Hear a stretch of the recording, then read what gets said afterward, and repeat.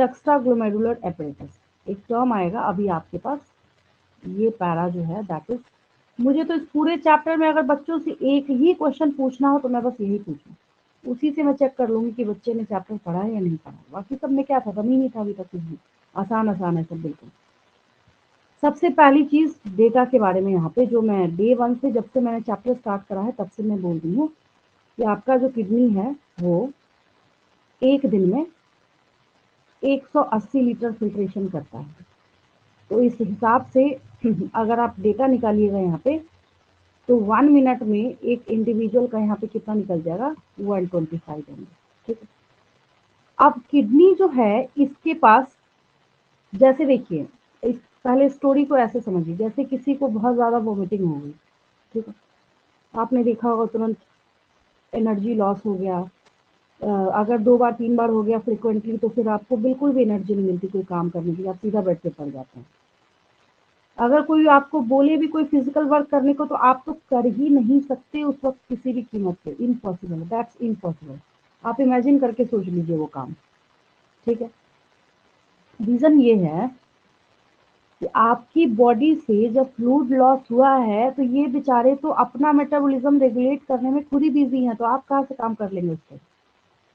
तो आपके किडनी के पास जब आप पैदा हुए थे तभी से आपके पास एक इनबिल्ट मैकेनिज्म है कि ये इसने खुद को अपने आप को तैयार करके रखा हुआ है कि कैसे आपकी बॉडी ग्लोमेरुलर फिल्ट्रेशन रेट को ऑल्टर करेगा, ठीक है।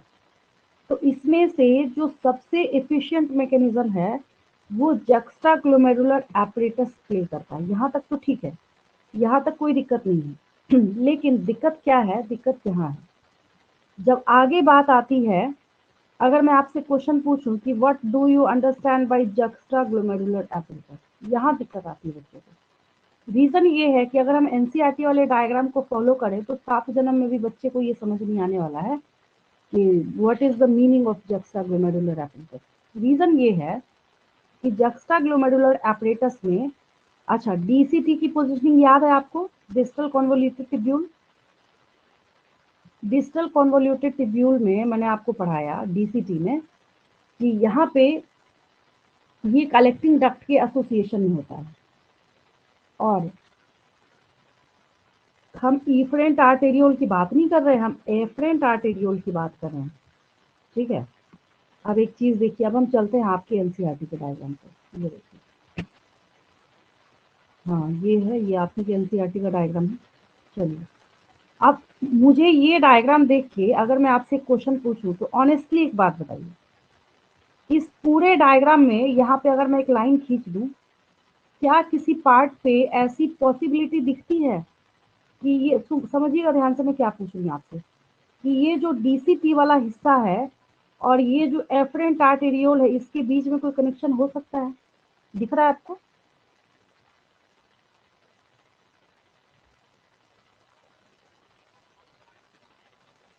क्वेश्चन समझे मेरा जो पूछा मैंने?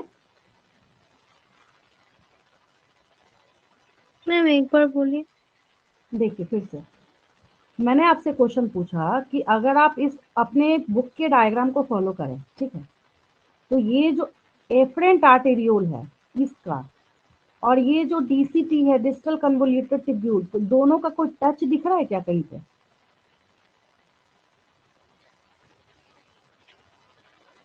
कांटेक्ट पॉइंट टच होता हुआ दिख रहा है किसी को?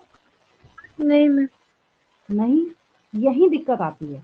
आधे बच्चों को लगता है किताब ने गलत लिख दिया, आधे बच्चों को लगता है पता नहीं क्या लिख दिया, हमें समझ ही नहीं आ रहा, तो रट के चले जाते हैं।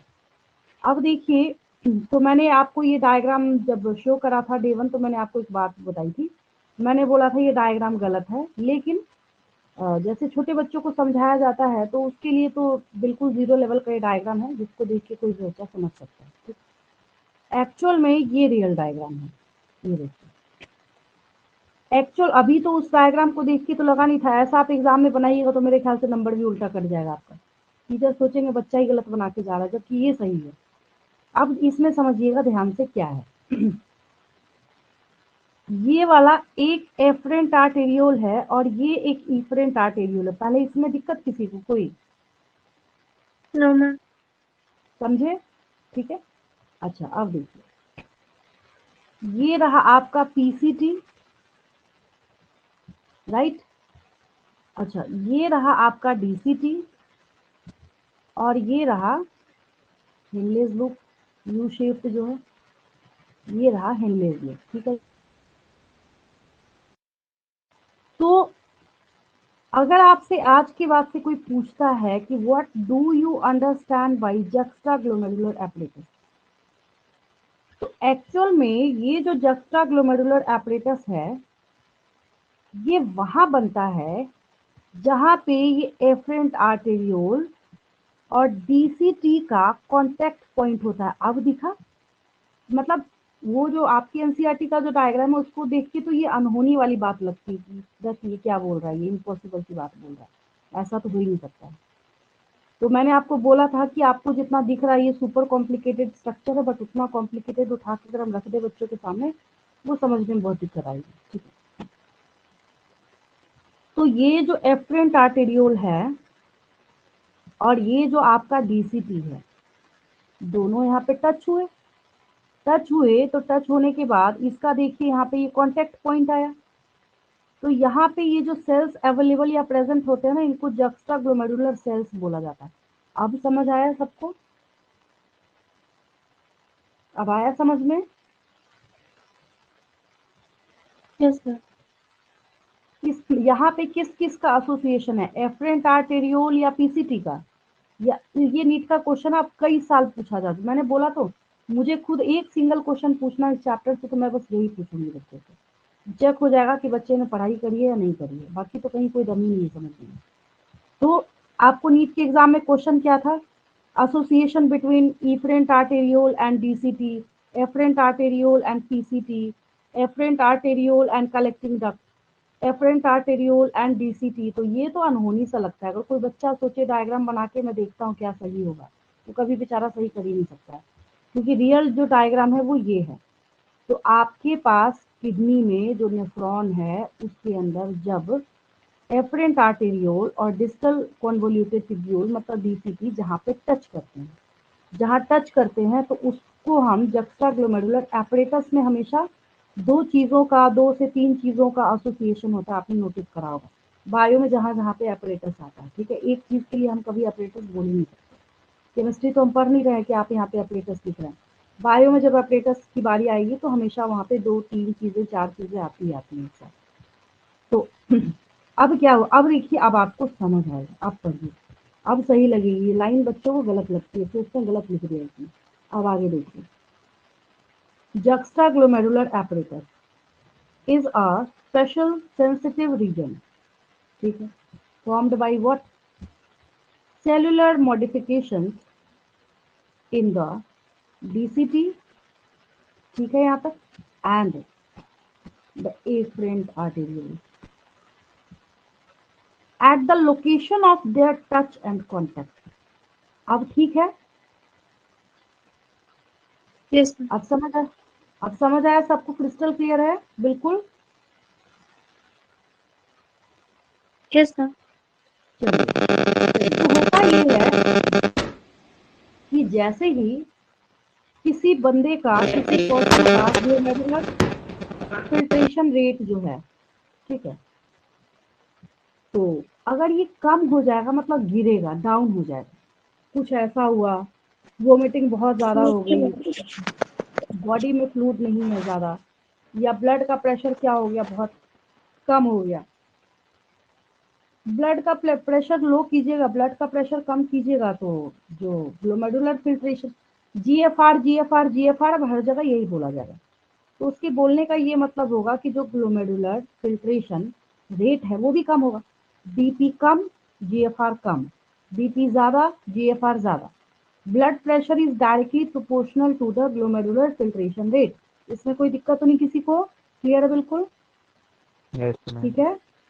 हाँ, तो ये ग्लोमेरुलर फिल्ट्रेशन रेट जैसे ही कम होगा, वैसे ही अब छोटे बच्चों में भी वोमिटिंग होती है, अक्सर उनको वोमिटिंग हो जाती है, तो इसका क्या मतलब है कि आप बाय बर्थ इनबिल्ट, साफ साफ देखिए यहाँ पे लिखा हुआ है कि आप बाय बर्थ ही इसको लेके आए थे, ऐसा नहीं कि आपको कोई वैक्सीन दिया गया लो भाई ये करो तो इसका जक्स्टा ग्लोमेरुलर एपरेटस जो एक्टिव हो जाएगा, नहीं, ये बाय बर्थ आपको गिफ्टेड मिला हुआ है, ठीक है। जैसे ही आपका ग्लोमेरुलर फिल्ट्रेशन रेट कम होगा वैसे ही ये जक्स्टा ग्लोमेरुलर सेल्स जो है ये एक्टिवेट हो जाते हैं और एक्टिवेट होके ये रेनिन सिक्रीट करते हैं। रेनिन क्या करेगा, ये रेनिन ग्लोमेरुलर ब्लड फ्लो को स्टिमुलेट करेगा और स्टिमुलेट करने का मतलब ये है कि ब्लड की फ्लो को बढ़ाएगा और जिसकी वजह से ग्लोमेरुलर फिल्ट्रेशन रेट जो पहले कम हो गया था उसको फिर नॉर्मल किया जाएगा। अब कहानी समझ आई सबको? फिर से बोलूं मैं, देखिए फिर से मैं आपको समझाऊं अगर तो अब तो आप समझ चुके हैं कि व्हाट इज दिस पोजिशनिंग, क्योंकि पहले आपको यही नहीं समझ आता ये दोनों कैसे टच करेगा, तो इसकी वजह से मैंने ये डायग्राम दिखाया आपको। इसको देखे बिना तो कोई बच्चा समझ ही नहीं सकता है, ठीक है, इम्पॉसिबल है। आपको बिलीव ना, आप क्लास में किसी बच्चे से इस लाइन को लिख के पूछिएगा बताओ ये दोनों टच कैसे कर सकते हैं, तो दो में से एक जवाब आएगा, या तो बच्चे का जवाब आएगा गलत लिखा हुआ है या अब लिखा जाएगा कि पता नहीं क्या लिखा है ये समझ नहीं आ रहा है। तो एक्चुअल में ये पोजिशनिंग है।